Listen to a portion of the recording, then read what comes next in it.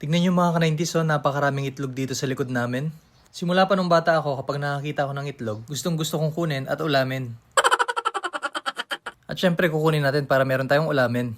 Hindi ko alam kung anong itlog to mga ka-90s eh. Kung itlog ng manok o itlog ng bibe. Marami kasing pupunta dito ng bibe tsaka mga manok ng kapitbahay.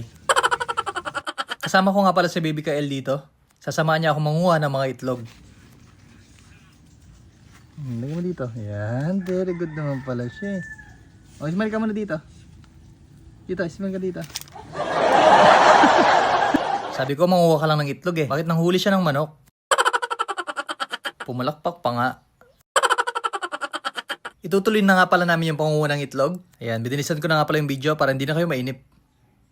Tignan nyo nga naman yung nakuha namin itlog mga 90s, so napakarami. Malapit. Ayan, nabuhat pala ng Baby Kael. Ang lakas niya.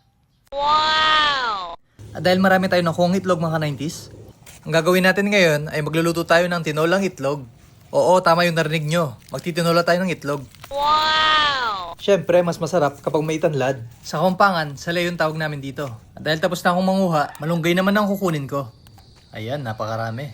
Ang gagawin lang naman natin dito mga 90s ay mag-ukay tayo. Dito tayo magluluto ngayon. Nakaka-excite, di ba? Wow! Kailangan dalawa yung butas. Butasan natin sa baba para mapasok natin yung kahoy. At syempre, ito na ang itsura. Grabe, napakaganda. Kumuha na nga pala ako ng mga kahoy. At syempre, mag-chop na tayo. Ayan, nagbalat na nga pala ako ng bawang. Sibuyas. At syempre, di mawawala ang luya. Yung tadlad naman o yung sale.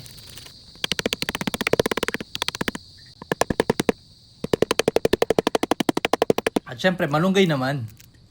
Ayan, kumpleto na. Yan na, excited na ako. Magpapaapoy na tayo, syempre.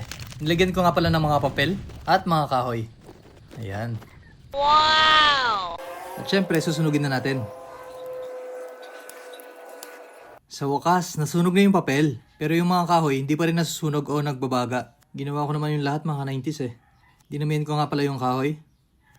Kaso, ayaw pa rin. Sobrang apoy niya na oh. Pero hindi pa rin nasusunog yung kahoy. Ayoko na nga lang. Hindi na ako magluluto kahit kailan sa content ko. Nakapagod pala. Joke lang yun mga ka-90s. Siyempre, itutuloy na natin sa loob ng bahay. Bakit ko nga ba pinahirapan pa yung sarili ko? Uy, sobrang usok. Nilagay ko na nga pala yung bawang, sibuyas. Ayan, di tuloy na video lahat. Napagod na yung isip ko dito mga 90s eh. Napagod ako sa kakahukay. Takpan ko na sana kaso napakaliit pala ng takip. Kaya naisipan kong hindi ko natatakpan. Ayan, saktong-sakto kumukulo na. Pwede na nating ilagay yung itlog. Ayan. Ayos, the best. Kailangan kapag naglagay kayo ng itlog dito, huwag nyo haluin para buo-buo pa yung itlog. Ayan, kumukulo na. Ilalagay na natin yung malunggay. Grabe, napakabango. Excited ko ng tikman. At syempre, luto na. Ayan, ilalagay ko na sa lalagyan. Tikiman time. Tikman na natin mga 90s. Grabe, ang sarap pata na ito.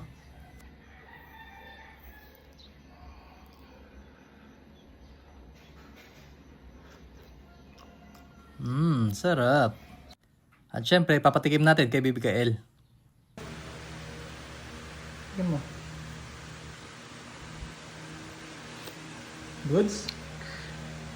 Sarap?